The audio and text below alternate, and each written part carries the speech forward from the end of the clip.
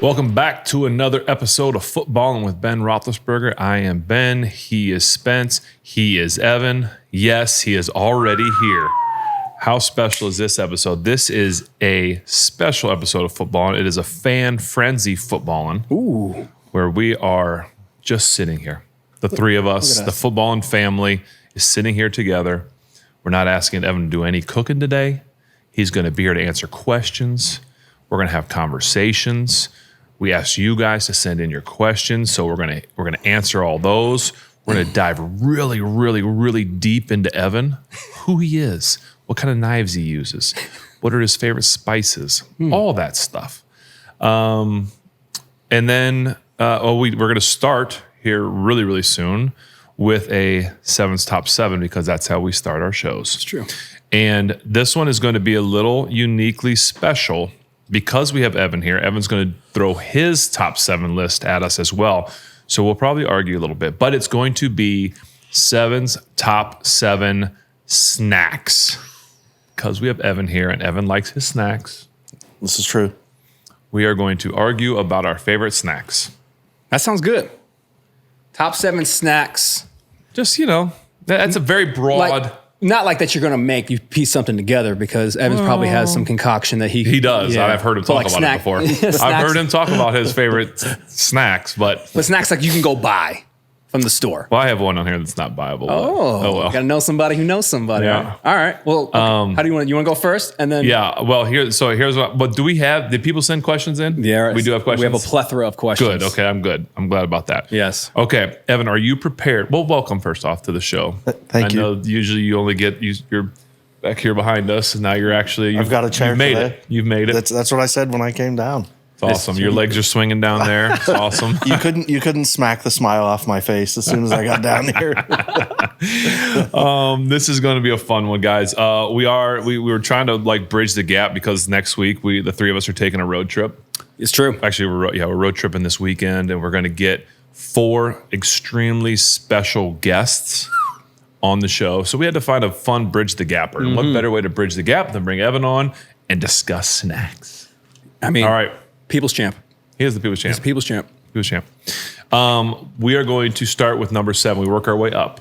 A lot of times we do no particular order, but we're doing orders. Okay. Okay? Yeah. So I will give my 7. Okay. If you choose to give a rebuttal or you agree, then that's fine. I think we can also cut your mic if I don't like what you're saying. I'm more of like a facial expression person, so they'll know okay. as soon as I'll give my 7. Like emojis. And you can give yours number 7. You're talking emojis. Okay. Well, I have an honorable mention. All of a sudden now he's changing his first episode ever, and he's changing the rules on us. I'm not changing the rules. Well, you can do honorable mentions. saying I can switch it out. I might switch it out. We'll figure out your substitutions before your round. I'm ready to go. Okay, all right. What are we doing? So we'll go Ben's top 7. No, I'm just going number 7. Go back and forth. Oh, yeah. Absolutely. Oh, okay. Yeah, 1 for 1. Yes, 1 for 1. You better figure it out quick. You ready? I'm good. All right, cool. Okay. My number 7, and I haven't had these in forever, but I thought of it as I was doing this, is an iced animal cracker.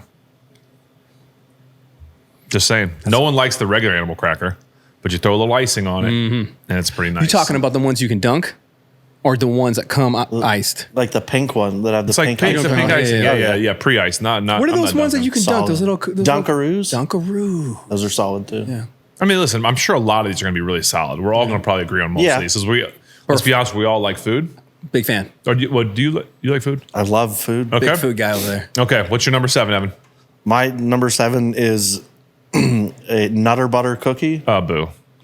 You hit him with a peanut butter off the bat. Absolutely awful. Oh, goodness. Awful. I meant Awful. But you don't got to get nervous about your responses. You're allowed to like what you like. now the butter? world knows. Oh, that's awful. Really? You dip it in some milk? I think it's delicious. Nutter butters are Now you delicious. have peanut butter milk? Yeah. Oh, Well, terrible. How do you make it better? Add some chocolate. Big fan. Never. Big fan. What are we going to do? Coffee flavored? What's next? Okay. Yeah. Okay. Hey, You're I got right. this for Evan, you. good Did for you. you- This is your thing. People are going to get mad at me now. Coffee. People are going to get mad at me. Ben, why don't you let Evan be Evan? Okay. I'm letting you be sir. Evan. Okay. it's fine. Yeah. You have. My number 6 Yes. is, it's just kind of like a weird, because I won't just say candy, but I'm going to say sweet tarts because I love sweet tarts. We've talked about before. I know people don't think that that's appropriate, but I like sweet tarts. So I'm putting sweet tarts in my snacks. As if I'm, you know what this category should be? road trip snack. Like you know what I'm saying? Like kind of in a way. Like what are you getting if you're stopping or you're taking things, you got a 3-hour, 4-hour road trip, what are you getting? So I'm grabbing sweet tarts. David sunflower seeds, bub. I know. And you spit them in a Pilot or a Flying J used coffee. But then again, that's not like, so that's why I would backtrack. Then it's not like a top snack. That is a top road trip snack. I give you that. But you can't do the ranch because you do too much of the ranch. That ranch season, brother, that tear apart your jawline. Benjamin loves those. But yeah, go ahead. Right. I'm sorry. Go ahead. Number 6. Number 6 for me is like the Snyder pretzel nuggets in the bags. You know, and they're flavored ones. And I like the honey mustard and onion or the buffalo. Solid flavors. I've had buffalo. But I like the honey mustard onion like pretzels. I'll give you that. They're quality. That's interesting. Quality snack. They give you that dragon breath though. Oh yeah. You know what I'm saying? Worth it. It's worth it. Number 5 for me, and we don't get these very often because there's gluten in them, and we have some gluten-free people in our house. But Scooby snacks. Scooby snacks. I love a good Scooby, and I don't have Scooby, but what I have here is our Simple Mills gluten-free Scooby snack. So I'm going to eat a Scooby snack. What's a Scooby snack? Go ahead. Probably, Is this the you know what same? a Scooby snack is? Yeah, they're like the graham cracker cookie type deal. Try one. Oh, thanks. Try one. Sure. This is the gluten-free. That's really good. Healthy. Oh, I he took two. Oh, two. I didn't mean to take 2. He wouldn't take 2. I didn't want to put it back. Okay, Yeah. that's a good call. All Didn't mean right, to go take ahead. 2. I'm You're a going to keep chef. eating these, by the way, because we don't have food today. Can I get another one? I feel they're good, aren't they? That's pretty Okay. good. By the way, don't crunch into the microphone. They'll get it on you because they get on me for that. No, Evan, do it. You got to. Hey, you got to get baptized by the comment section, man. Come on. By the way, I love the Yinzer shirt. I just saw the Yinzer shirt. Okay, go ahead. These are Number 5 is pistachios. No, I thought we were on. Oh yeah, 5 pistachios. Yeah. Like just plain. No, I like I wouldn't have took Evan for a healthy snack. Yeah. the blue diamond ones. Yeah. And they have them all different flavors. Like they have Some- sriracha, salt and vinegar. They them have healthy sweet fats. ones too. I like sweet and hot. Yeah. Or sweet spicy. Yep. I didn't know we were doing like almonds and stuff, like healthy things. Well, But said- were you gonna put zebra cakes for everything? there wasn't enough to do all 7. The seasonal cakes do not. They don't make it. Okay. No. Okay. I get that. All right, number 4. This list has gone off the rails quickly. Mine, number 4, is honey roasted peanuts. I love honey roasted peanuts. I can't have them in the house because Benjamin's allergic to peanuts, so it's smart for me not to have honey roasted peanuts in the house. Honey I roasted. love honey roasted peanuts. I actually like a shelled, like my favorite peanut is like a shell. I love cracking a shell and eating salted peanuts like you're at the ball game. Yep. But you're going to make a mess. Throw them on the Yep. floor. Love it. Yep. Ashley cleans them up. No, I'm sure. What's that restaurant you could do? Do you remember that? Oh, like Texas Roadhouse? Texas Roadhouse? They don't do that anymore though. Yeah, Too many that peanut shouldn't. allergies. Yeah. You shouldn't have ever been allowed to just leave. Peanut shells everywhere. It seems. As a chef, is that like a... Yeah, What's the it's- business model there? I don't like. Like, hey, get this. Awesome steakhouse, right? Everyone's upset that they're waiting in line to get in the restaurant. We'll just give them some peanuts. And let them throw it on the floor. Yeah, well, a funny story that my children, when they were younger, and we'd go to Texas Roadhouse, if they had hoodies on, I didn't know until we were in the car, and it's like, what are they eating back there? And the hoodie pocket had peanuts in it. Amen. So it's a good move. That's resourceful, actually. Very smart. Do you like these, by the way? Oh yeah, they're all right. Didn't make the list, Too clearly. healthy. Too healthy for Evan, I guess. What do you know? There's All right, give me number 4. now. See, my list is just complete junk food now. You're like too healthy. I put pistachios on there to throw everyone off the scent, but okay. I like to eat these during the Steeler game, so these are one of my favorite snacks, and they're the cheese-filled pretzels. That you can get They at have to Giant make the Eagle. list. Oh yeah. Bill, we know that. saw I knew that. that'd make the list. I'm going to set these here for now. My number 3, which how to say not everybody's top 7 list. Oh, he had props. He brought props to this. Doritos. My man hit him. Is that the And you nacho? know what? I'm glad. Crunch right in that mic. Right in the mic, because that's how much I love Doritos. That specific flavor, though? Yes, nacho cheese. Nacho cheese. Orange. I mean, listen, let's be honest. Yeah, see, people at home, by the way, that are seeing this, y'all see what's going on. You're like, boy, that bag looks like it's cut at the top. Yeah, it used to be the giant bag. And once you get low, you got cut halfway because you don't want to reach your whole arm in there. Because then you get cheese on your sleeve. You don't want to do that. It's a bad look. You cut the bag in half so you can get in there easier. And it looks like you're eating a normal bag of Doritos. It's Go. like, oh, he clearly doesn't have a And problem. everybody, we've had this conversation here before. You can argue all you want. Doritos are the red bag. This is the only Dorito there is. No, cool. And I don't care what people say. This is my show. And this is the only Dorito. So Dorito, if you want to sponsor the show, we would love to have you. Because, and I would actually prefer Dorito to only do the nacho cheese Dorito to be our sponsor, please. Sorry, I was looking at the totally the wrong camera the whole time. Redo this. Doritos, nacho cheese. They're my cheese, nacho cheese. There you go. Nice. Hey, all right, Evan, go ahead. Hit him with a commercial in the middle of that. Come on, Doritos. I like the sweet Thai chili ones. I'm sorry, Dorito. We only do this one. Oh, that's right. Go ahead, Evan. What's number 3 for you? Number 3 for me is also a chip, but it's the Hers salt and vinegar chips. Oh, You don't like salt and vinegar? Oh, vinegar is awful. What the ratio is perfect on those chips. Hers? Yeah. Never heard of that any. I actually like salt and vinegar. I don't. That's awful. The Hers salt and vinegar, huh? Yeah. It's a good chip. I agree. It's That's just awful. If you pair that with something sweet too, yeah. if you just get a little medley. What are we talking about here? Okay. Number 2. We got to move on. Number 2 is a homemade chocolate chip cookie. Oh, I mean, any homemade, or do you have? I know that's not a snack you can buy, but a really good homemade chocolate chip cookie, and not just anybody. Like people could just send. No, it's got to be the right one. It's got to be just right. What is the quality of a homemade chocolate chip cookie that makes it onto your list? What is that? The salt ratio. I feel like if you add enough You got salt. a lot of salt. Are you feeling salty today, brother? I know. I feel good. You've been talking a lot of salt. Salt and video. Dude, listen, I'm salt and light of the world, lot of baby. salt over You know there. what I mean? A little bit, yeah. You gotta keep it seasoned. Must be the ice outside, the snow. Keep your salt. speech You had to salt seasoned your with driveway. salt. I'm just gonna keep speaking scriptures that have to do with salt. I don't know. like grandmothers. Does Ashley make one? Does your mom make one? Makes one. I mean, my grandma used to make them oatmeal chocolate chip. That's good. I love it, but it's not just a really good chocolate chip cookie. It's got a little thickness to it. I don't want it to be. I don't want to break it in half. I want to maybe be a little gooey, like maybe not quite cooked all the way. Oh yeah. That's the ticket. Well, I should have put on here chocolate chip cookie dough because I could eat chocolate chip cookie dough I mean, come on now. I got a birthday coming up. I might just ask for chocolate chip cookie dough. hey, Evan, what you making for chocolate chip cookie dough? Just the dough. Don't cook it. I love it. Well, remember probably still very true, but as a chef, we could ask you this question. We've gotten off the 7, sorry. They say don't eat chocolate chip cookie dough because the raw egg. Yeah. But Rocky ate raw eggs. Yeah, and he turned into a world champion. Yep. Do they still frown upon eating cookie dough plain? Yeah. Whatever. All right, what's your number 2? Don't want to be great, huh? I don't want to be a world champion. My I want to number be Apollo Creed or Mr. T. My number 2 is beef jerky. I don't know why that's the way you said that was so funny to me. I'm sorry. What? Beef jerky, it's a snack, especially for road trips. I mean, yes. Yeah. Maybe I think yes. I don't disagree with you. I love a good jerky. I did not. This is throwing me so far for a loop. Do we want to start the show? What did you think? You thought it was going to be a bunch of like cookies, just sweets?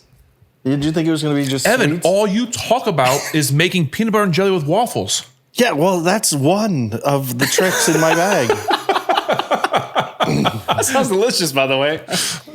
All right, sorry. I just expect. I was thinking that we were like it was like like I was thinking about putting a Twinkie on here. Yeah. Like I like Twinkies. Do you like Twinkies? Okay. Not particularly. Okay, Twinkie. No, I don't like Again, Twinkie. my number 7 was Nutter Butters. So Yeah, terrible. Okay. All right. Well, anyway, here we go. So number 1. This is it. Number 1. This is a no-brainer. You can argue all you want. There's only one way I'm going to eat them, and I don't want anything. I want no.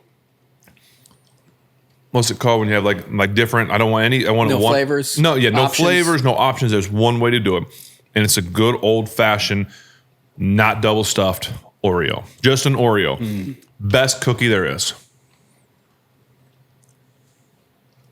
Your silence says a lot there. they're Evan. great. They are. It's a classic cookie. Milk's favorite. Classically the best. Yeah. Yeah. And they sometimes make very good variations of the Oreo. No, they don't. Sometimes. No, they don't. I don't want any colors. I love chocolate. Yeah. I love. They even make a chocolate in chocolate. I don't like it. Give me the plain. I don't want to dip it in milk. I know we had this. I know y'all are probably thinking, how many cookies, Oreos can you eat before you have to have milk? Is that what you guys are thinking? Good question. I could probably eat 12 to 15 before I had to have a glass of milk. Prove it. Yeah, I would like to see Hey, that. trust me, I haven't had an Oreo in a long time. Because we have to have gluten-free Oreos in this house. Yeah. If there was Oreos right here, I'd eat all. It comes in 3 sleeves, 3 trays. Yeah. I could clean 1 tray, no problem, right now. Before a glass of milk? Without any Milk? I mean, I'm at the drink. Yeah, absolutely. Yes. But you could do 1 whole row without a glass of milk. Yes, I could. I have a superpower. Wow. Yep. another one. Add My it to the sister, list. my sister drops the Oreo in the milk and then eats it with a spoon. I think that's terrible. No, I don't like I do it. full submerge. I don't like it. You gotta get your fingers, you know what I Then mean? your fingers got milk on, then they sticky, Brother, I committed to it. and then you're probably gonna dip it in salt. Hey, Salted salty Oreo, Oreos. like the margarita Oreo. I will You say- salt the rim. It's got a lime center. I will say this: Dietz's chocolate covered Oreos. We all know how much that has a spot in my heart. Yeah. Those I can probably only eat 8 to 10 before I need. You mean only, bro? That's it. You mean only? Thank you. I'm not going to shout out Brian Beal on this show. I'm going to shout out his beautiful, lovely wife Natalie for Yeah. all the chocolate covered Oreos that you guys produce at Dietz's. It is a key to my heart. It's 8 to 10. They only come in packs of 4, man. I can get a couple packs. All right, number 1, Evan. Come on. Number 1 for me is Little Debbie Christmas tree cakes or zebra cakes. So A zebra cake a zebra cake, yeah, or isn't a Little Debbie Christmas tree cake a zebra cake? pretty much. cut into a Christmas tree? Their festive line. Does of it taste cakes. different? Yeah, it's got the sprinkles on it. Got a little red so, 40 The in there. extra. Yeah. The extra dye. What are they going to do when that's illegal? Well, I'm gonna have to it's gonna be like Prohibition era. I'm gonna be making Little Debbie Christmas tree cakes somewhere. You're slinging them out the trunk, bro. Yeah, You heard it here first. Footballin Family. You'll get your little Evan. Little Evan Christmas tree cakes. perfect. All right. Well, I don't necessarily agree that that's a great snack because I don't really like those. They're very unhealthy, but I Do you just eat them plain? Do you dip them in milk? Just I eat just them? eat them plain. Do they come in like a 2-pack? It usually comes in a box, and there's like 6 in a box, and like you do with Oreos, I could probably, if there was a box of them right here, right now, You'd eat all 6? I probably couldn't. I could probably like 3, and then I'd start to feel sick because that's a lot of sugar, And I love sugar. And that's the bad sugar. That's not even like the, Yeah, it's- No, it's not all natural? No, I haven't even ever looked at the ingredients. the dye that they box. use to Smart. print on the box might be healthier than a Debbie. Yeah, cake. because that's the thing. You eat the zebra cakes, and then you have some of the box to help digestion. You can eat it just with the plastic on it too. I think it's like I think it's fine. Microwave it I think it's first. fine. It makes it a little easier. Well, there's your list, folks. I wanna- You have honorable mentions? I kind of want to hear honorable I just have mentions. one honorable mention, What is that? and it's like cheese curds, like fried cheese curds. Okay. I feel like that's more of a side than a snack. Really? Sure. I mean, I could have Is it? jalapeno poppers. I could have said a lot of things. That cheese curds, that's Well, I actually like. Spence, cut that out. Cheese curd. I mean, It's a snack, right? Do you dip that in something? Is it? That's like an app. Well, maybe. Yeah, I feel I like don't. an Like fried cheese curds. Yeah. So that's you got to cook it. that's true. Well, you have to cook chocolate chip cookies, Well, Yeah, but true, that's too. cooked into a sweetness of perfection. but you don't have to because the dough's better. Exactly. Okay. Yeah. You can eat cheese curds without the breading, and That's That's called the cheese. cheese. That's called cheese, my brother. Exactly. Let's go. That's a cheese stick, my brother. all right. Well, forget it. String cheese stick. Then the 4-course meal doesn't count as a snack either, so I'll just cross that one off. Guess lobster tails off the list. All right. Spence, take over. This is us two over here have gone off the rails. I will say that I didn't expect either Oreo was going to be for you. Mm-hmm. I knew that. You have a deep love, a generational love for Oreo. Such a good kid. And Oreos are actually good for you too, I think. Yeah, I think Look at 'em, that's all what they're saying natural. now. It's all Yeah, that's natural what. for you. Meryl argued that with me one time, and I still disagree with Meryl. What does he know about fitness? I think You mean Oreos- Meryl, like the super jacked Meryl I'm thinking about? the 1% body fat Meryl? Yeah, What's that his guy. name? I mean, real. Yeah, while I'm eating Doritos, talking about snacks. Wow. Meryl's probably somewhere doing pull-ups, just on a tree somewhere, Whatever. in the Meryl. wild. Oh, like these guys, them. These are. Hey, healthy. hey, man, don't let me influence your life. You enjoy it. No, I'm not worried about it. All Trust me. right, there you go. You know me. I'm healthy now. I'm healthy now, huh? Uh huh. Well, you did switch over to the cracker. And I will say this, Ev, you have blessed the Footballin Family with many of hilarious moments, but also delicious foods. Oh. Right? Thank you. And the family took notice.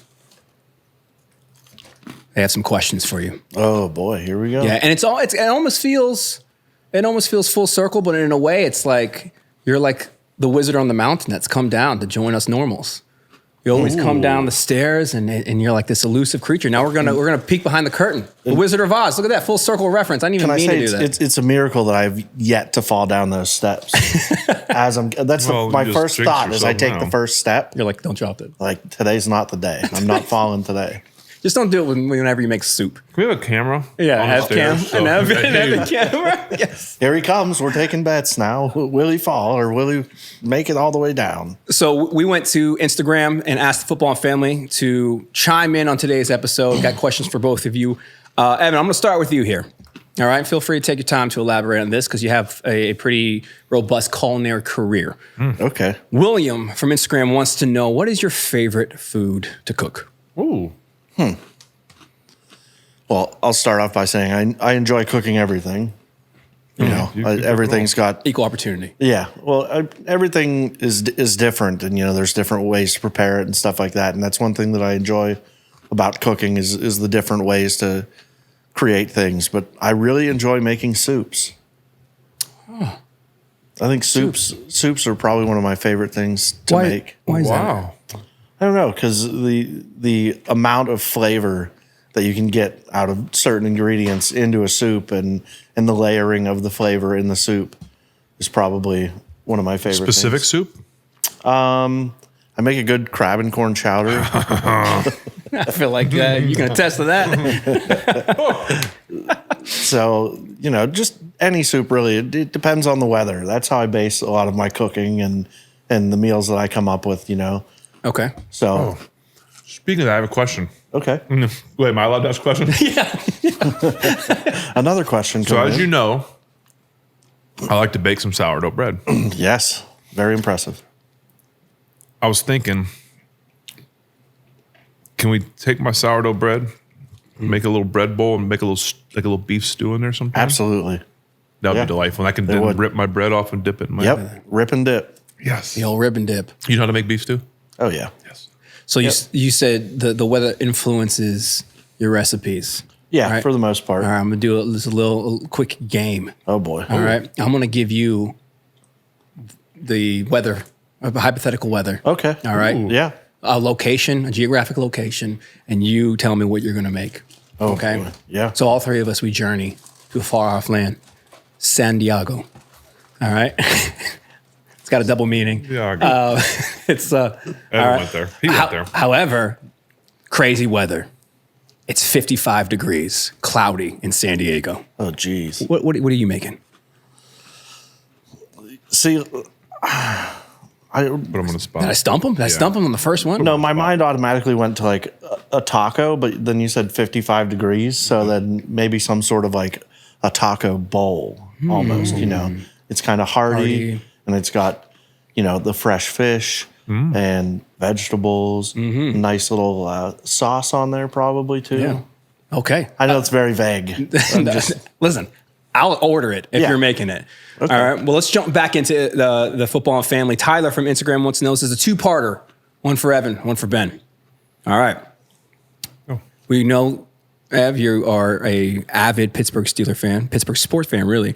Tyler wants to know, what is your favorite football player of all time, excluding present company? Oh. All right. And Ben, he has a question for you as well. Did you like the Bumblebee jerseys, and what was your pregame routine? So your favorite player, your opinion on the Bumblebee jerseys, and what was your pregame routine? You go first if you want. No, go ahead. That'll give me some wanna think time. about it? Yeah, please. Eliminate some I options. Wait, thought is it it was going to be easy, and he's just going to point to me. But Favorite Steeler, right? Favorite? Yeah, let's say that. Okay. So let's say I Steeler. wanted to make sure it wasn't any Pittsburgh sports. Okay. All right, thank you. The Bumblebee. I think the Bumblebee looked absolutely ridiculous. With the tan pants. I mean, it was a unique look. I thought it looked ridiculous. Looking back on it, it's like, man, it was a unique look. And And I had I had at least one pretty epic game in it, so that was kind of cool. But it was tough to look at sometimes. As for a pregame routine, I had a bunch. I got there. I tried to get there early. I would go over and get. I'd have the chiropractor kind of do some full body work on me. Then I'd go see Garrett Guimont, strength conditioning, have him stretch me out. Then I'd go get my ankles taped. I got there. I tried to get there, 3-4 hours early, so I had plenty. I was never rushed. I just like to take my time. Maybe in between those, I would watch a little bit of 20 minutes of Yellowstone or whatever. Go get taped. Go over the plays. Watch a little more. Just I like to relax. I like to take my mind off of what I was about to do because I knew that in a matter of hours or minutes that my mind was going to just be absolutely drained. Because it's people don't realize that the game of football. I mean, I think they realize the game of football is a very physical sport, but it also, especially for the quarterback position, can be mentally draining, especially when you're audibling, changing plays, looking at defenses, getting guys, lined up and doing things like that. So when there would be games that I would be driving home or get home, and I would be as mentally drained as I was physically. Like I physically felt actually. Typically, when I would come home physically, I'd still feel fine because you still have like adrenaline going, and you maybe have the medicine in you that takes away some of the pain. That a lot of times your body would hurt the next day unless you took something really bad, unless you like got a hit or something really bad during the game. But like you come home and I'd sit down and I would just be like mush, like my mind would be mush, because it's like and not every game, but some games you come home worse than others where it's like, man, I had to, you had to think through so much. Maybe it was a defense that was giving you a lot of different looks. Maybe you were in no huddle a lot. Maybe you were in a 2-minute, whatever it may be, where you had to just drain yourself mentally. So that's what I try to prepare that's why I think going into the games a lot of times that in the locker room kind of thing, I wanted to kind of clear my mind because I knew what was about to come. So that's a lot. One of my favorite Steelers would be Jerome Bettis. Mainly because the build of that man and the things that he could do when he was running the ball was quite impressive to me. And being on the bigger side, I am, One of we kind of us. stick One together. of us. So Jerome. Yeah. What about non-Steeler? Oh, not on the Steelers. You See, see, I've always liked running backs for some reason, and I think it's because their ability to find that hole, and then you can turn a run into 50 yards, or it could be a 5-yard run. It just depends on where if you're following your blocker, so on and so forth. So I like guys like Edgerrin James and Jamal Anderson, Ricky Williams. I know he had a short stint, but still, those guys that are like really good at hitting holes, like Marshawn Lynch and stuff like that. Those guys that create the plays. I like watching running backs for the most part. Did you play sports growing up? I did. I played baseball. That's the only sport you played? I mean, like when I was younger, I did like golfing lessons. I played tennis for a little while. In school, I did basketball, and I need to grab a paper towel. Yeah, do whatever you want, man. Thank you. I don't know if you've seen this show, Evan. yeah, but, you do it. I don't think he watches it. Yeah, we can all just get up and walk around. Yeah. And it would still be Sorry. totally acceptable on this show. So, all right, well, let's jump back to the Footballin Family. This is another two-parter from Patrick for Ben. Okay. How the Rabbits doing? Oh, they're fine. So good. They're fine. They're fine. Still only 2 of them. There you go. No, they're doing good. My daughter loves them, and I will try and help out. The toner. My daughter loves them, so they're I'll here. be honest. They're not nocturnal animals that just. Bunnies are? Oh yeah, Really? I know. It doesn't make sense. Maybe just these bunnies are, but they. I don't know how my daughter. We don't think my daughter sleeps real well, and she. I don't know how she does. Yeah. They just make so much noise. It's unbelievable. Just scurrying around. Yeah, upstairs. they do. They just play and all this stuff up in their little play thing. And, Anyway. and Evan, what is Thanks for Patrick also wants to know, what is the worst dish you've ever prepared? Ooh. Any memories of your time in the kitchen of just botching it? Or is everything gold? No, everything is You not like Beyonce, golden. just flawless. Nope. I tried to make buffalo chicken dip one time and lost track of time and left the pot of boiling chicken on the stove until all the water was gone. Oh, yeah. Oh, Yeah, it wasn't very, How'd that go? not good. Nothing caught on fire. Was it- just well- a lot of smoke? Was it for something, or were you just doing it for like? I believe it was the night before a Super Bowl. This was years ago. Yeah. So yeah, that didn't turn out very well. And for some reason, when I make potato pancakes, sometimes like the latkes, they don't come out great. And I'm going to be honest with you. I don't know that word you just said. The what- Latkes? The latkes? yeah, I was just letting it go. 'cause I didn't like- want to be No, there. I'll ask you. fried potato cakes. Yeah, yeah, like yeah. the shredded potato. Is that what they're called? Latkes? Yeah, Okay. yeah. Well, you called them a potato pancake first, and then you changed the name on us. Well, yeah. They're called different things. Like I wanted to Bees. use both names. Yeah. Smart. Shows how smart he is. Yeah. Yep. Speaking of smart, did you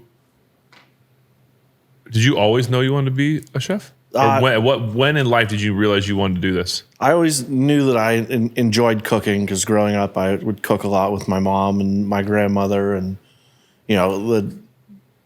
the guys would go out. My brother and my dad, they'd go out hunting, and we'd stay back and do the cooking and stuff like that. And I enjoyed that. It was spending time with my mom and my grandma. And then after high school, I went to school for a year to do sports medicine, Oh, and then I realized that there was a lot, and I wasn't very good at school. So Same. I had to find another avenue, and cooking was something that I was good at and I really enjoyed. So I ended up going to culinary school, and how long was culinary school? I believe it was 18 months. Okay. So it was the one down in Pittsburgh, Le Cordon Bleu. The cordon bleu. Yeah. And that was good. I learned a lot of stuff, and then we had to do an internship after that. And then from there, I just started working in different restaurants and hotels and country clubs. And They teach you how to do the real fast. They had to, Did you ever snip a finger? I'm sure, yeah. The one class we had stainless steel tables, and you had a person across from you, and you had your food there in the middle, and you had to look at that person as you were cutting. There was a lot of owls, and Should we grab some stuff like knives that. and try it? Let's do it. Down I can there? do it. Well, I know you can, brother. Oh, I'm you worried about guys. us. Yeah, I've got knives. What? So can we try it on each other? Oh, there you go. So you put your hand out, and we'll look at go. you and do your hand. Yeah, sure. And then you can do my hand. I can manipulate my fingers to the point, unless you're going like this. You know what I mean? Well, you can can't do do the that. stab. We Don't can- go above we got- the knuckle. We got Oh, we got keep different it on techniques. Yeah. You know what I mean? So I might want to. Okay, we can try. Okay, cool. But I That'll be a separate episode, Yeah. guys. That will not, be- not safe for kids. That will be from the hospital. We will film that one from the hospital. in the parking lot. So growing up as a home cook, because I'm a fan of cooking. Yeah. You and I have a lot of conversations about food and recipes. Going to culinary school, what was the biggest disconnect from kind of just feeling it on your own and then learning the techniques that you may or may have not learned just from like passing it down from your mom and your grandma and stuff like that? Yeah. Well, see, I was told by a close friend of mine to forego the culinary school aspect and just kind of, work your way up. And I wanted that piece of paper with it, my credentials and everything else. So, in culinary school, they teach you a lot of the lingo and terminology, and I think it's kind of dated, because a lot of those terms. I mean, I've never worked in a super fancy restaurant or like a Michelin star restaurant or anything of that nature. So, The fact that you just said Michelin and not Michelin Michelin. tires? is it Michelin or Michelin? I mean, you tell us. Michelin tires? That's No, not tires. Michelin Michelin Stars. All we Michelin know star? is, I don't all I know is Say it Michelin again? tires. What do you- Michelin. That sounds way cooler though. I don't know. Maybe it is Michelin. Michelin tires. It might be Michelin. Michelin? I think we Americanized it. Oh, probably. Yeah. Either way, as we digress. But the Show probably could get one. maybe. First podcast ever have a Michelin. What was that? What was it called? I still don't know what you're Regardless, talking about. culinary school was advantageous in certain ways, and at the same time, there was a lot of things that I could have learned just by going into the industry and working my way up. Yeah. So I have a lot of respect for the people that start as a dishwasher or a line cook or something like that, and then they work their way up. Yeah, I've had a lot of friends go from growing up, we would tour in bands, all musicians, and we would all work in restaurants. I had a lot of friends that the touring was just too much, and so they just started, bartending, doing that. Yeah. Then worked their way up to cook, and they're successful cooks now just from getting in and doing it. And I think in like the art form, and I consider the culinary career to be an art form. I think the best thing you can do is just get in there. It's like, hey, prove you can do it by going to go do it. And you pick up stuff along the way. Usually you get like somebody who's been there for 15 years, like, hey, let me show you how to do that. And so you kind of get that education from the work. So, and that's nothing against culinary school. I think it's cool. It's good to do it that way because, the platforms, it's always changing. Food is always changing. There's always something new or a new way to cook something or something of that sort. So, like, kind of having your ear to the ground in the restaurants and stuff like that, you're a lot closer to it. And how would you do? How do you do that then? If something like as a new recipe or new something, do you like look at things online? Do you follow people? Like, is that kind of how you learn things? Yeah, online usually search up keywords and see different dishes and stuff like that.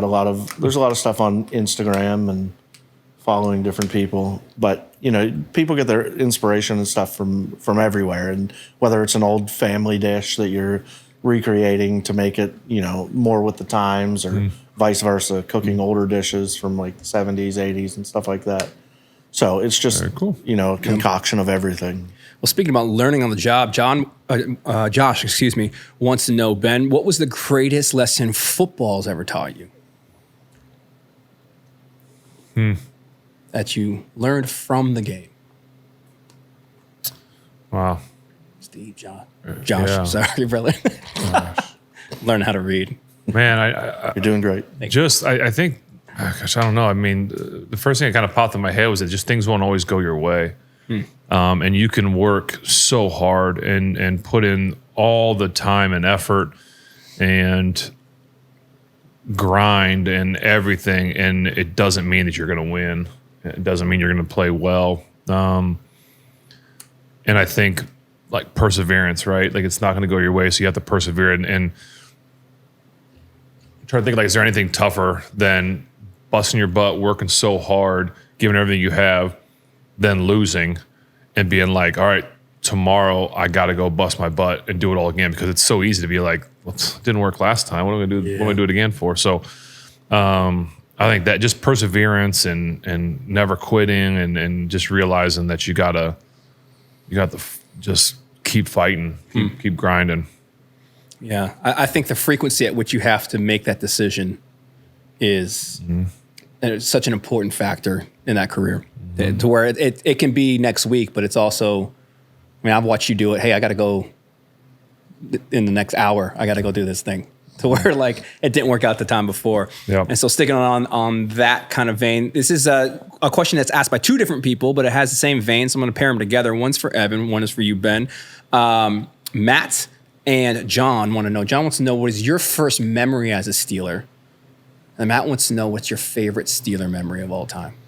Being raised in this vein. Well, I would say, the first two that I have is answering the phone call from Coach Cower in the draft room, the green room. I didn't answer. Got handed me the phone. It was Coach Cower. I remember that. And even actually, I guess before that, my first Steeler memory was walking. I took a pre-draft visit to Pittsburgh. It was the only place I took a visit to, and I remember walking down the hallway at the Southside facility, which is so funny. I walked it and I saw the training room here. I saw the weight room here. I saw Antoine Randall. I saw some of these guys. I was like, holy cow, this is crazy. But never thought I was going to get drafted by the Steelers. But I remember walking that hall, and then to think, like, now looking back, I've walked that hall 1,000 times, So that'd be pre-draft. And then obviously drafted Coach Cower. And then my first memory I had was walking into the South Side after I was drafted and carrying like my playbook and all these books and seeing Jerome Bettis and just being like, whoa, that's Jerome Bettis. You play with him on a video game, and him walking up, and I'm holding a notebook, and I think I told the story here. He opens the first page, writes his number down there, says, whatever you need, I got you, like type thing, reach out to me. So, those are my first kind of three memories of being a Steeler. feel like those are pretty legendary memories, man. Pretty cool. Yeah. What about you? Favorite, as a fan, favorite Steeler memory? Any of the Super Bowls, but that's low-hanging fruit right there. But I remember one play that Troy Polamalu made where it was against the Bengals, and he intercepted it and then jumped through offensive players and then steamrolled Carson Palmer into the end zone. And I thought that was awesome because they were roommates in college, weren't they? Uh-huh. So to be able to not only pick off your former roommate, but then run through him to get a touchdown is pretty sweet. That's good. That's Troy for you. Speaking about good teammates, Braden wants to know, Ben, what is the best quality you look for in a teammate? Heart. And I've mentioned here on this show before. Usually, when it comes to linemen, right? I've said before, I'll take a lineman with heart over talent. But I think that goes with any position. Give me a guy with a lot of heart, no quit, going to fight through anything. Not going to just go out the first sign of an injury. And I mean that in the sense of like, okay, guy's got a torn ACL, of course he's going to leave. But got a little sprained ankle, got a jammed finger, I want to see a guy tape it up and get back in there. I don't want to see a guy be on the bench for the next 4 weeks because he's got something. He's iffy, Yeah. So just heart to be out there with your guys. Yeah, and so this is kind of, you guys can both weigh in on this, but it's directed towards Evan, but I'm curious about both your guys' experience in this. Dylan wants to know, how did you feel when you first met Ben? And maybe give a little insight to your guys' relationship, because people only know us from, this is what I've learned, people only know us from the hour they get to watch the show and don't understand the relationships we might have with Ben outside of here. So how'd you feel when you first met Ben? The first time I ever met Ben, I was working at a country club, and I was working with one of my good friends at the time, Ed, and it was some sort of event, and Ben came back through the kitchen, and Ed was like, Evan, don't do it. Don't say anything to him. Let him go. And I'm like, come on, just let me go talk to him. He's like, no, don't. But I walked past, I shook Ben's hand, and that was the first time I ever met him. But it was, it was very surreal. It was like, holy cow, like Big Ben, and as a Yinzer, you're just like, what do you do now? Like, I just wanted to yell and scream and carry on. And Ed's like, no, don't do it. Don't do it. Yeah. Keep your cool. So that was the first encounter with Big Ben. Do you remember that? I remember the dinner and stuff. I don't remember Evan like squealing like back there, but they actually put me in the walk-in cooler for the duration. Well, yeah, Evan's done for the rest of the night. Dude, we haven't even served dinner. No, he's Get him fine. in there. He's fine. That's so funny. Yeah, and so Evan. So I knew Ed, Evan's friend, who had done some cooking for us, and then Ed, bless his heart, his wife, I believe, got a job down south, and they went down there, and so he introduced us to you, I believe. Yeah. Kind of how it went, just because he was going to leave, so he wasn't going to be able to keep doing some cooking for us, and so then we got introduced. I don't know how many years it's been. Do you know how long you've been? 6 years? Yeah. So then we kind of met Evan and did a great job, as we all know. And so I guess the rest is history. Now he's a star on the show. I know. The old 7 and Evan show. 7. Wow. 7 and Evan. What a ring to that, huh? You know what I mean? Print the hats. Evan's like, I kind of like the Evan and 7 show, but Evan's like, I like the Evan show featuring I'm in the 7. lead. Yeah. Oh, wow. so yeah, that's how Evan and I have known each other. We've known each other longer than I've known you. Yeah, it's true. Well, I don't cook like he does, so that's true. Good, though. Did you give him a trial? Like, you have a cuisine? It's like, all right, let's see his chops. Can you cook me? We did. Yeah. What was the There's been a meal? couple. Oh, geez. The very first thing that we did, we actually, because what we were doing is we were looking for someone to help us when Ed was leaving. And so our favorite meal that Chef Ed made was short rib with mashed potatoes, carrots, like almost like a beef stew, but a short, big chunks of short rib, and it was just super tender and it was really, really good.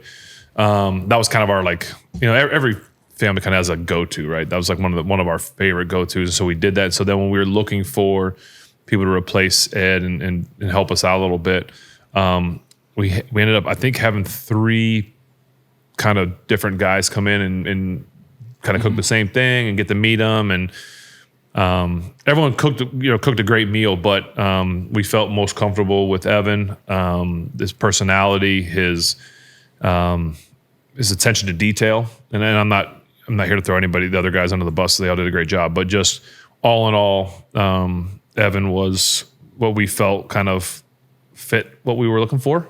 And it has turned out to be such a blessing for us and our family. And, he's helped us with birthday parties and brought people in to help and just has really been a blessing more than just our family, to people like you and other of our friends that he's met and done some stuff for. So it's just been a blessing to have him, as someone that helps us cook and then also is a part of the family. Yeah. That's awesome. Yeah. I don't know if he feels the same, but I'm very grateful for the opportunity, and there's still times where I have to kind of pinch myself because this is what I'm doing, and it's sometimes it's hard to put into words. Like, what is his life? Like who do we trick to allow us to? I knew from an early age that I wasn't going to be a professional athlete. Really? Oh yeah. Oh okay. Yeah.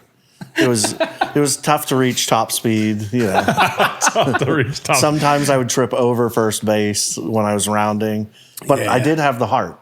There you go. I believe that. That was it. Yep. I believe that. I had the heart, and I wanted to be in something in some facet of my life that felt like a sport, and cooking for me did feel like that sport because the ticket rings in. You have X amount of time to prepare what you're making for that ticket, and I always just thought of the kitchen as the arena. It's especially on a Friday, Saturday night, things are hopping around, and you got to get it done because everybody's part of that team. And if one person's slower, then that ticket gets held up, and food starts to get cold or overcooked or undercooked. And just to have this opportunity to do what I do now is great, and I'm forever grateful, and it's a great opportunity. So how he feels now when the tickets come in, when we send the order back to him. He's thinking, oh man, we're out of this. Bodie wants that tonight. What? We get 3 shrimp all day.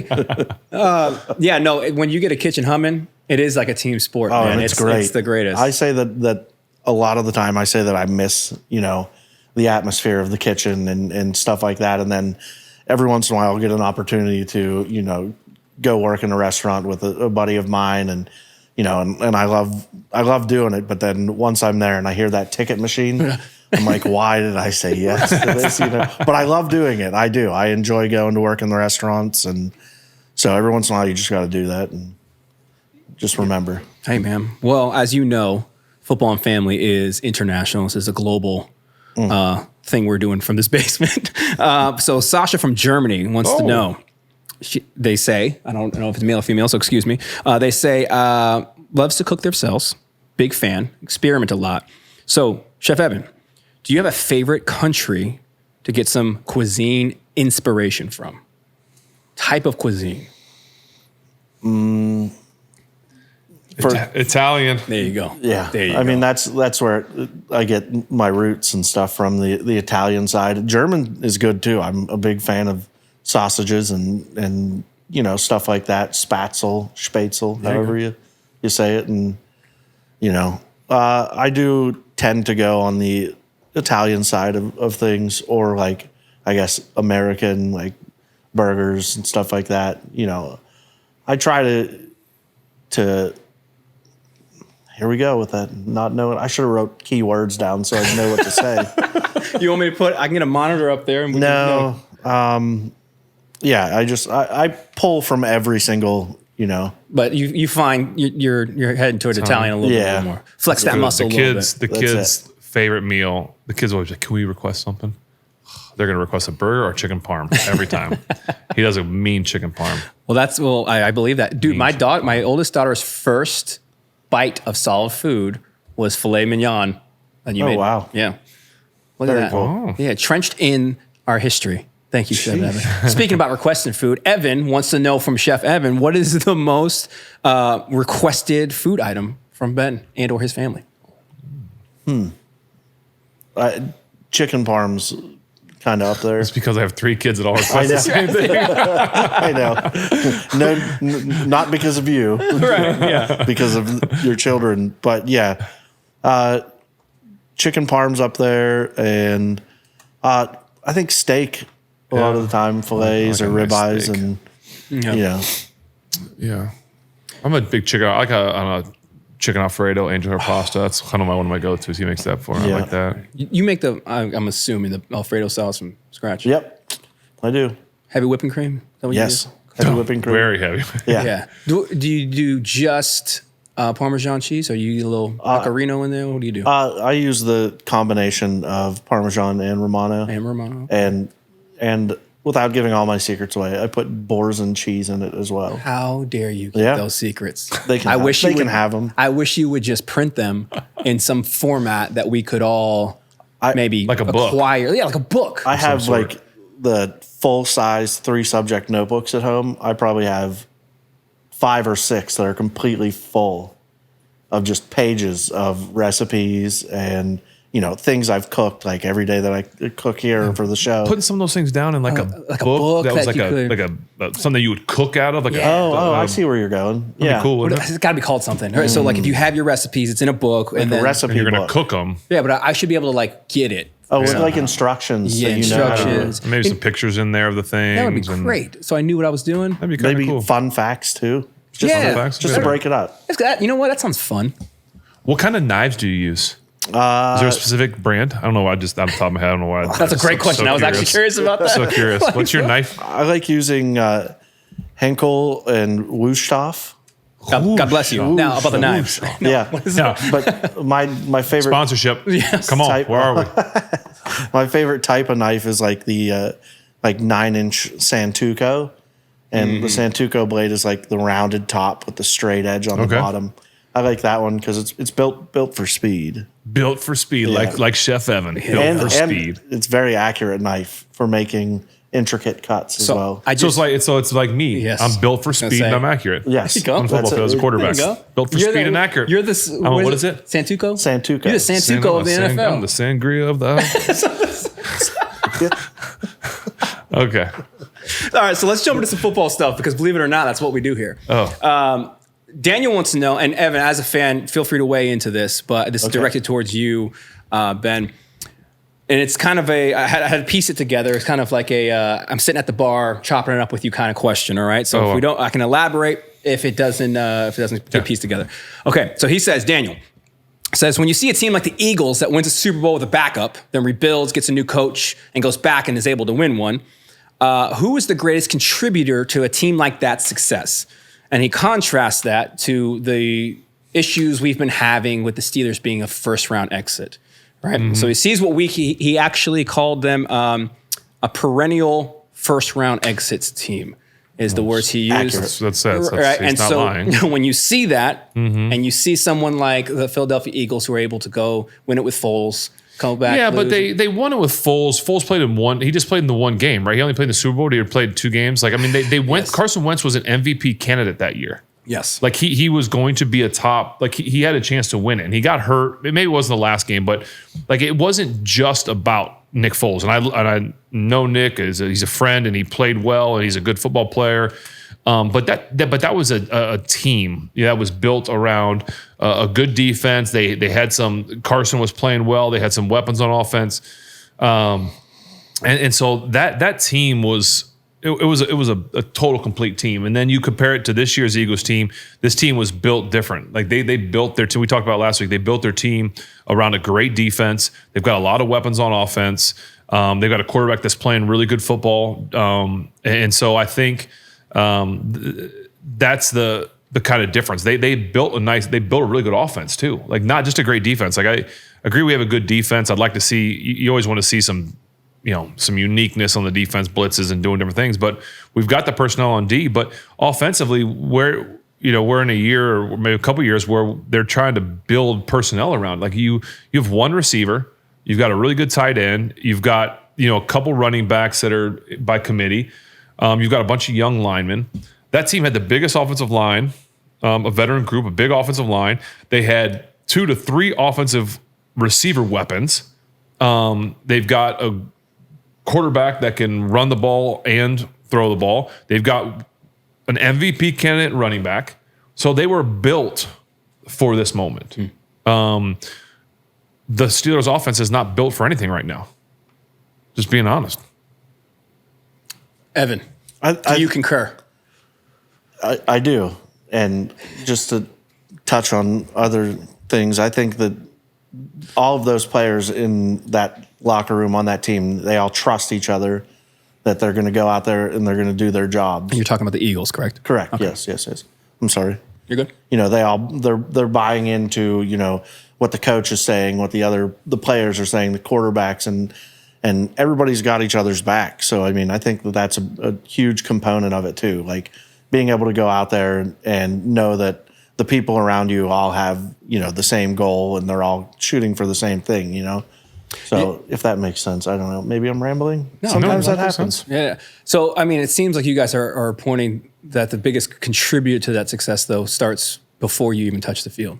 It's the building of this. It's having a veteran O-line that is average height is 6'7" or whatever it was. It's having things in place to contribute to creating that culture where you trust and obviously the talent, right? So, why don't teams see what is working in there? Because I feel like Philly's run was dominant. After the first 4 games of the season where everyone was booing Sirianni out of the city, like after that they were pretty. I mean, even in the fashions in which they've won all the games in the postseason, including the Super Bowl, it was dominant. Why not look at that model and just like, okay, that worked. That worked in this league. Let's try to rip it off. Well, I think the other uniqueness, and correct me if I'm wrong, did Jalen Hurts get a big contract yet? Is he still on his rookie deal? I'm not sure. I think he got. If he got a deal, I mean, he might have got a deal, but what I don't think you paid him the $60 million a year. I could be completely wrong, but to me that would be a key. Like you're not. Do they have anybody on? What was his salary this year? So he did do a term. So he did do a deal. Yeah. $255 over 5. Okay, so he does. That I was gonna say because sometimes when you get so much money now, how it was distributed and how it's paid out over years and salary cap things like that. But I don't know what the rest of their defense. Like I know we have the highest paid D lineman, the highest paid linebacker, the highest paid safety like in the league. And I'm not saying those guys aren't deserving, but that ends up taking a toll on your team when you can't pay other guys that much money and you're giving certain teams that have to pay quarterbacks. Making him the number one. Obviously, that contract that Jalen signed is not making him the number one quarterback in the NFL. Right. You look at guys like Dak Prescott. He's got the number one quarterback deal. And now they gave CeeDee Lamb number one receiver deal. They got to give Micah Parsons the number one line. Like, if you're paying guys number one deals, you don't have money for other people. So you've got to work team friendly deals as well. That players deserve it. But if you're asking me why, I think that's a big deal too. Is they have more money to spend on. Saquon Barkley, on AJ Brown, on Devontae, on those kind of guys. How do you build a team with these superstar deals and the salary cap? Because you're gonna. I mean, the market. Do you have to raise the salary cap? Can you do that? Well, the owners would have to. Yeah, everyone has to do that. I mean, the top teams that are in there that went this year. I mean, they've got guys that get paid, but you got to find ways to spread it around if you can. That's wild. I don't know. I don't have the answer. You don't have the answer? You don't got the answer, Sway? I don't. All right. Well, so we'll see. Let's do this. Evan, you've gotten to share some of your thoughts over the Steelers this season, through the family dinner. Mm-hmm. Let's give a Chef Evans off-season review. Oh, boy. How do you feel just with the season ending the way that it did? Yeah. What do you think needs to happen in this off-season? Now that you've cooled off. Yeah, you're cool, you're calm, collective. We'll see. We'll see what kind of rage pops out when you start talking, bud. And again, these things that I say. This is a disclaimer for the thoughts. I was blinded by emotion. I'm a very passionate person when it comes to sports and family and cooking, and sometimes I ramble and sometimes I say things that I don't mean. So with that said, I'm pretty indifferent about last season. I'm over it. Again, this is one of my favorite things to use, wash, rinse, repeat, because that's what it is. And, they as the Steelers coaching staff and ownership expect that we're not going to pick up on these things, and we're going to be like, but Tomlin had another winning season, and I'm not impressed. I could care less about winning seasons, like win a playoff game. I'm not trying to be rude, but it just happens that way. And I think a season where we have a losing season, like a really bad season, would probably temporary pain. Correct. You have to go through pain to grow, and I think it's time that we just cut the cord and have a bad season and see what we can find to, because you got to change a lot of things on that team. People shouldn't have to be babysat in a locker room when you're a grown man. You go to work, you do what you need to do, and then you go home.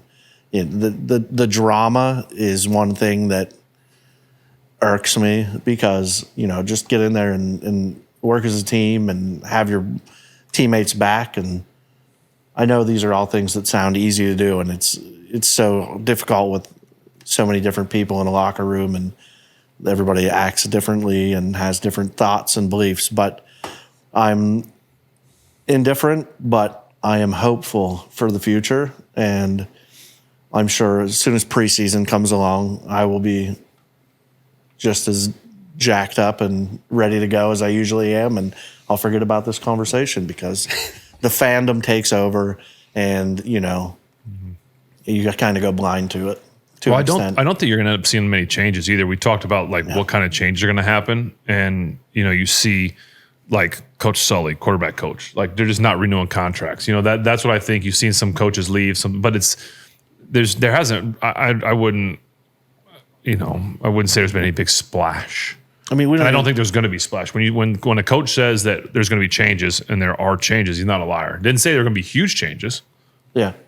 Well, that's like Mr. Rooney saying we're gonna change a lot of things. Things are going to be different next year, and he said that last year, and he said it again this year. I mean, we don't even have a quarterback right now. Well, there's a lot of talks about that. Is it Aaron Rodgers? Is it Matthew Stafford? Is it Justin Fields? Is it Russ Wilson? Is it someone in the draft? I saw someone say that in the first round we should take Jackson Dart from Mississippi State. From Ole Miss. Yes. There's a lot of questions and what ifs and unknowns, and to me, that's one of the biggest. I mean, the most important position in sports is the quarterback, and so I think that's one you have to answer first. Yeah. And you got to figure out: are you looking for a temporary Band-Aid, or are you looking for something that's long term? And some of those people I threw out there are temporary Band-Aids, 1 year, maybe 2 years. Some of those in there could be a potential long-term deal. So it's just something that the team at some point, and I think soon, is going to have to determine what they want to do. And I think bringing in people from the outside, like you never want that to turn into like a distraction, or you want everything to kind of mesh together well. And if you have a younger quarterback coming in that you draft, and a veteran one, that's already on the roster, you have to worry about that compatibility and, the importance of having that senior player, I guess I would say. I don't mean that in a rude way, but, because they've been there before, and having that in the locker room is, as we've seen, that helps out a lot, because, you need that veteran player in there to take control of the locker room, because then you don't have these things going wrong, or temper tantrums being thrown, or acting out on the field and off the field, because usually when you have a leader in there, they can reel it in, and it's not just the coach. So again, I don't play sports, so I'm just telling you what I think, It's good. Steve, Do you think Yinzers would welcome a losing season just to kind of reset? I think so. I mean, like I said, you gotta go through the pain to get the growth, and there needs to be a reset, because there is no standard anymore, and there is no Steeler way. It's kind of just like, and that's sad to say, because that's what these teams were built on. That's what made a Steeler fan like super proud. Like, hey, we got the Steeler way. This is how we do it. Smash mouth football. Like, we may not have the greatest players in the league, but guess what? We're going to show up and we're going to shove the ball down your throat and we're going to score and we're going to do it with a smile on our face, you know? Like, that's the stuff that I miss. Like, So as having access to a legendary Steeler and a legendary Steeler fan. oh, Yes. wow. I'm curious, how do you maintain or evolve the Steeler way in a league that has changed so much from when it was first established? So, and I mean, when the Steeler way was first established, like, you could just be physical, you could just run the ball, like, you could just physical the guy on the other side of the line. This league has evolved so much since that style of ball has been successful. How do you maintain the Steeler way that we take so much pride in a league that seems to have engineered other avenues of success? Yeah, I mean, you have to evolve. You have to evolve as a team. You can't just assume that everybody wants to come play for the Steelers anymore like they used to. People used to want to come play for Pittsburgh because you had a chance every year to win a Super Bowl. I used to joke that we'd be up three or 4 points before the game even started, right? Because people were like, man, we're about to get hit in the mouth by these guys. He was just talking about that. I think that you've lost a little bit of that in the sense that, you know, do you think that the Steeler team, do you think every single time that they are coming in that you're not going to run for 100 yards? Like that was a known thing. Like, you weren't running for 100 yards on our defense.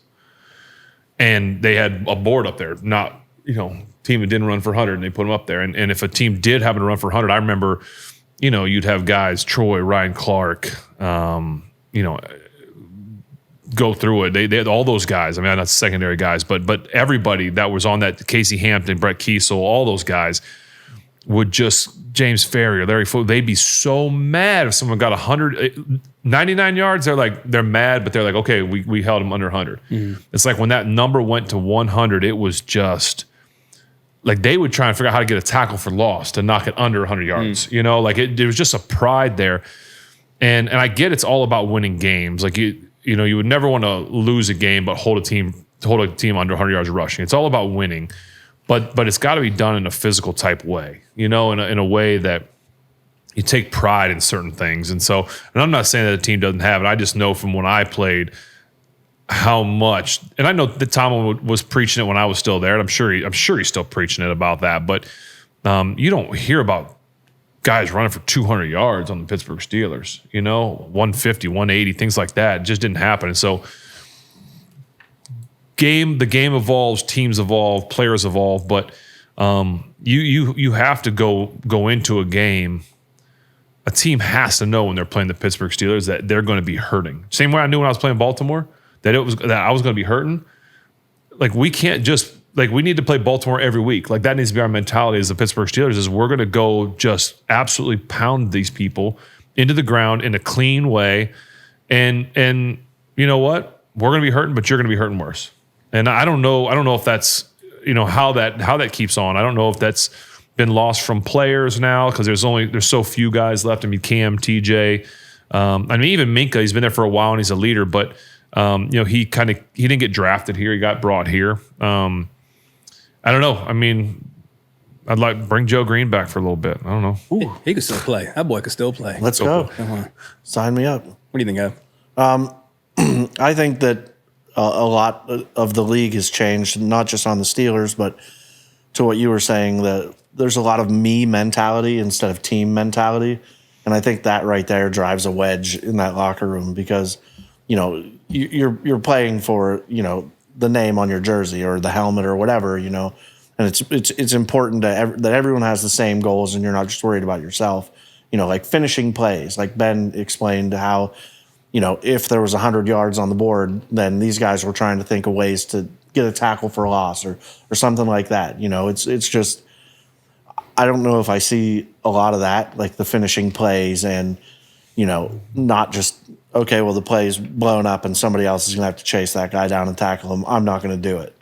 You know, whether you're 2 yards away or 20 yards away, if as a fan, if I see you booking it from, you know, that 20 yards and you still don't catch him, you know, it gives me peace of mind that at least I saw you out there and you were legging it out. You were trying to make it instead of just standing there and kind of like, you know, shrugging your shoulders like, oh, the play's over. I'm not even going to going to try. And I don't know if that has anything to do with it, but as a fan, that makes me think, okay, well, I mean, at that point, do you really want to be there?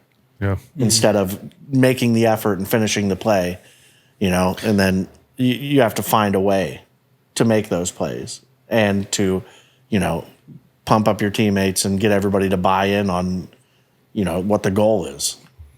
There was a trend that kind of my last couple of years of playing that kind of came into the league that I can't remember when it could have been 5-6 years and as I was ending, but the trend got progressively worse. But where guys would come in at halftime and go right to their locker and grab their phones and be looking at social media, looking at things like that. And it's like, and then, or as soon as the game was over, first thing he did is went to the locker to check things. And not everybody, but it got progressively more and more. And when I remember coming in at halftime, and you see the linemen are all sitting together, like the offense and defense on opposite sides.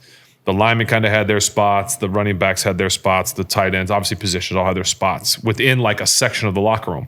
But yet it was a spot that, like the coaches, the individual coaches would go talk to their position guys, and then the OC usually would come talk.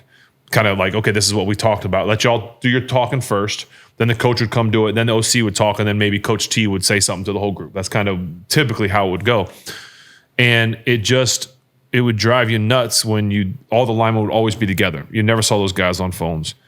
But you'd see other guys, instead of being with their group, they were in their locker looking at their phone. And it's like, what do you, like, unless you're looking at film or looking at like a play call sheet or something like that, which you knew they weren't, but it ended up getting worse and worse. And I just think that to me, that would always drive me nuts. And it kind of goes back. It made me think of that when you said the me instead of team. Like you're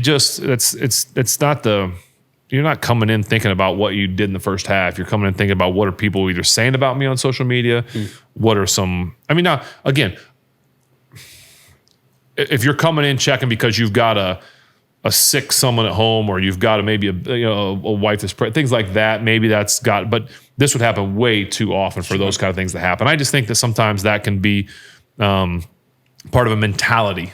Like you talk about mentality, you got to have a team mentality that during these 3-4 hours that I'm here, it's, Coach Thomas says all the time, singular focus. Mm-hmm. You got to have singular focus when you're on the field. And what can I do for the second half? What do I do? Not wrong, but good and bad in the first half, and then what do we do to improve in the second half? That's what halftime adjustments are for. That's what this team used to be so. I'm not saying when I was playing, we used to say we had the best coaches at halftime to make adjustments and even sideline adjustments, and that's going back to obviously Coach LeBeau, Coach Munchak, Coach Butler, Coach BA, Scotty Montgomery. I mean, all those guys that were just really, really great coaches that we had on both sides of the ball. They could make adjustments on the sideline in between series, and then you knew at halftime these guys were going to, like, if you were having a bad first half, you're like, man, I can't wait to get into halftime because we've got some coaches that are going to make adjustments, and we're going to be a totally different, a chance to be different plays in the second half. And so, and I'm not taking anything away from the coaches that are there now because I'm not in that locker room anymore. But I'm just saying when I was there, that was something that I could take pride in, is that the coaches were going to make adjustments, and that was something that was really, really special with our team, I thought. Yeah, I've had that conversation, I feel like, with you a couple times. I know about the individualism of the NFL and all that stuff. And I always thought, I remember back when, like, we still had Switz up here, man. I was talking to him about the personal branding of the NFL. And I remember thinking, just having spent the majority of my adult life working in the entertainment industry, understanding the significance of a personal brand, and being in a team sport for you guys, it was like, hey, man, when we win, we all can get paid, right? But that's not the case anymore. It's not only is it not the case in the NFL, the game's not being taught like that anymore, to where it's impacting the college system, to where I'm even thinking about, you get some guys that maybe in their rookie deal now in the NFL, the way that they got taught the game was individualistic. Yes, there's the team aspect because we can't go and I can't throw the ball to myself. Well, I guess Josh Allen can, but I can't throw you have to use the players around you, right? But because it's a team sport, you get taught that. But are you being not taught the rules as a team game, but the culture as a team game? And I don't think that is anymore, because you're getting cats in college getting bags that are a lot of money. Like if you were to able to make $6 million your senior year in college, would you have, or your crazy, junior year man. in college, would you have gone to the NFL in your senior year? You're taking a pay cut to go to the NFL, man. That's what I mean. It's crazy. And so like we're getting taught the game differently. So when you get young bucks come in and like the way you see the game is not even been privy to them. Yeah, I know. It's a me. But how then you see the Eagles? Like they played in the same cultural climate everyone else did. How do you get a team?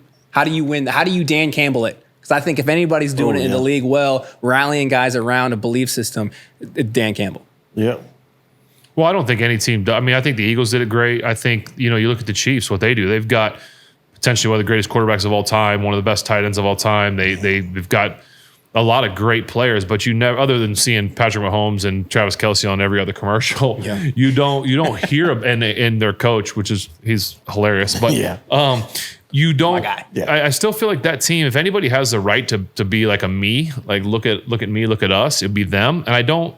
And maybe it's because they're in the middle of the country and you don't hear about them a lot. Yeah. They're not like one of the big market systems. But I don't know. I feel like you get teams like that you just don't hear about them. You don't hear about the I didn't catch enough balls. I'm pouting about this. This didn't work, or throw me the. I don't know. I don't know. I think when you can have that team mentality and that team first, and it's not about what I do. Like you say, when we all eat, we all eat. That's what Coach Range used to say. If you want to go to a Pro Bowl, then we all need to be successful. We all have to play well, and then we're all going to get rewarded. I think a lot of the confidence that those players get too is they're buying into what these coaches and coordinators and stuff, are telling them, and they're all in on it. If so and so messes up or he's only at 70%, then you got to be at 130% to cover his 70%. You have your buddies back and so on and so forth. But, introducing like Dan Campbell does, the madness, the craziness, like people buy into that and they fuel off of that. And they're willing to go out there and fight for that because, the system that they have installed for that team, like the Chiefs and like the Patriots back in the day and the Eagles now, if you have guys that aren't buying into it, one loose cog screws everything up, So if you're not buying into it, then you're not going to be successful. I mean, you got. I think of Travis Kelce, who's going to go down as one of the greatest tight ends to play. Like there'll be games where he's got one catch for like 2 yards, and someone else catches a touchdown, and he might have been wide open. He's not running off the field. Like he's going to go over and celebrate with his guy. Like that's where you're going to get a lot of guys that are going to be mad and they're going to go off the field. They're not going to like. That's the selfless mentality, and of a guy that is a great football player that probably has the right to get mad or pouty about something like that. He doesn't. He goes and celebrates with his teammates, and I just think that's special. I think when you get guys like that, they're willing to, put the success of the team above the success of the individual. Maybe we should keep our eyelids and start biting kneecaps off. You know what I mean? Are we cutting the wrong thing off? Cut your eyelids off, though, is great. Yeah. Oh, no. Fantastic. Yeah. Well, lot to digest there, boys. Food thing. That was a food joke. Nice. Let's end it like this. Let's land this plane. 2 ridiculous questions. Not even a ridiculous question. I think yours is ridiculous. I'm going to give you yours is more curious. Inspired by this lovely, I don't know if I can see it in Evan's shot back there, hanging over the fireplace. What was the biggest buck you ever shot? Oh, biggest whitetail? Yeah. That's a red stag on the wall. This comes from someone named Buck. Oh, hey, Buck. Come on. Uncle Buck. Yeah. 177 inches. That's all I gotta say. If he knows deer, that's all I gotta say. I mean, with a name like Buck, you better. Buck 177. And Evan, is beef Wellington just a fancy corn dog? No. I love how that got you. It's not? I don't Corn think dog's so. a great snack, by the way. One, it's not on a stick. Well, depends on how you make it. Well, you're right. I mean, if you were to put a beef Wellington, a stick in the middle of a beef Wellington, is it now and then a fancy corn dog?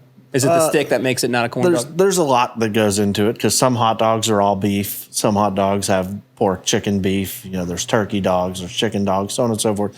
So, I mean, maybe from the standpoint of there's beef inside of a dough and, but you don't dip corn dogs into like a savory You don't. brown Ketchup? gravy. Yeah. You Dip know? in ketchup. Ketchup's kind of sweet though. Okay. All right. And then finally, we've been debating this for years, actually. Okay. Is a hot dog a sandwich? Get your professional opinion on this. Yeah, I mean, sure. No, it isn't. Oh, wow. No, it Like isn't. if you think What are your about reasonings, it, Chef Evan? What are your reasonings? Because this has been it depends on your definition of a sandwich. it does. That's what we're asking you. Yeah. What is Okay, well, there's a chicken sandwich, and that's still a sandwich, but it's a piece of chicken. right? But just You know, so like a hot dog. you ain't never is- eat a hot dog like this, You can. but have you? No. So I then ain't never had a it's not. sandwich like that, right? So maybe it's. I mean, it's its own entity. But if you had to put it into a category, what category would you put it in? Its own Okay, and what would that category be called? hot dog. hot dog. That's a good hot dog. Would be good. Okay. Yeah. Well, you can't argue with that. Right. Well, that's airtight. That's it. That's an airtight argument. Well, as we do with all of our guests, we're going to finish this thing off, Evan. Okay. Right? 'Cause, I mean, we have a lot of questions. We don't Yeah, we don't there's- have hours to do this. Evan's he's got to leave. He's a busy man. He's important. This is the 2-minute drill Oh, jeez. Okay. On the spot. on the spot. This is going to be a train wreck. Get ready. You have 2 minutes to answer these questions. They're pretty easy questions. Yeah. Okay. Okay. Yeah. All right. Here we go. Are you ready? I think so. Okay. Pepsi or Coke? Pepsi. Pie or cake? Cake. Can you get the second So one? difficult. Chocolate or vanilla? Chocolate. Would you rather go to an ocean or a lake? Like Favorite sport to watch? boxing. College football or pro football to watch? College. Monday night football, Sunday night football, or Thursday night football?